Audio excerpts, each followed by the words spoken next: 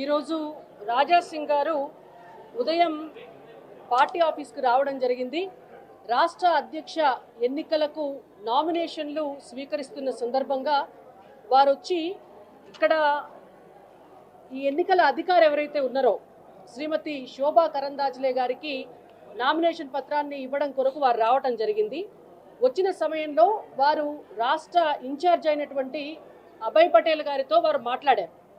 వారు మాట్లాడితే అభయ్ పటేల్ గారు చాలా స్పష్టంగా వారికి ఇది ప్రజాస్వామ్యబద్ధమైనటువంటి పార్టీ, ఈ పార్టీలో ఎవరైనా కూడా నామినేషన్ వేయవచ్చు, వెళ్ళి మీ నామినేషన్ మీరు దాఖలు చేయండి అని చెప్పారు. చెప్పిన తర్వాత వారు నామినేషన్ పత్రాన్ని తీసుకున్నారు. తీసుకొని శోభా కరందాజ్లే గారి దగ్గరికి వెళ్ళి వారి ఫామ్ని సమర్పించారు.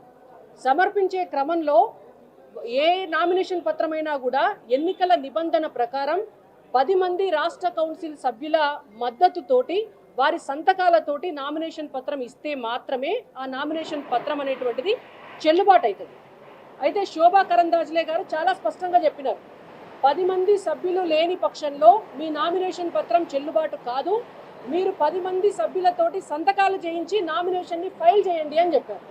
చెప్తే వారు బయటకు వచ్చి వారికి 10 మంది సభ్యులు సంతకం చేయడానికి 10 మంది సభ్యులు లేకపోవడంతో వారు ఉల్టా పార్టీని బదనాం చేసుకుంటా, అబద్ధాలు చెప్పుకుంటా, పార్టీ వారికి నామినేషన్ వేసేటటువంటి అవకాశం లేదని చెప్పి అబాండాలు వేయడం జరుగుతోంది.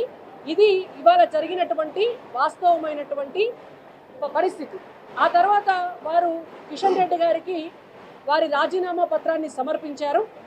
వారి రాజీనామా పత్రాన్ని కిషన్ రెడ్డి గారికి ఇవ్వడం చేత కిషన్ రెడ్డి గారు జాతీయ అధ్యక్షుల వారికి వారి రాజీనామా పత్రాన్ని పంపిస్తున్నారు. ఎందుకంటే వారు ఎమ్మెల్యే కాబట్టి వారి రాజీనామా పత్రాన్ని జాతీయ అధ్యక్షులు అంగీకరించవలసి ఉంటుంది.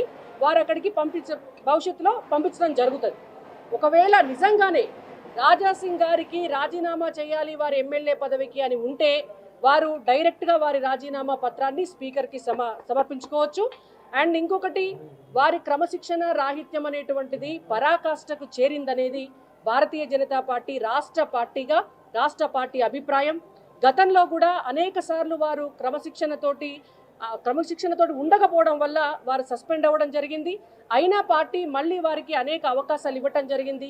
కానీ ఈసారి వారే స్వయంగా రాజీనామా చేసి వెళ్ళారు. ఇవి ఇవాళ జరిగినటువంటి వాస్తవం.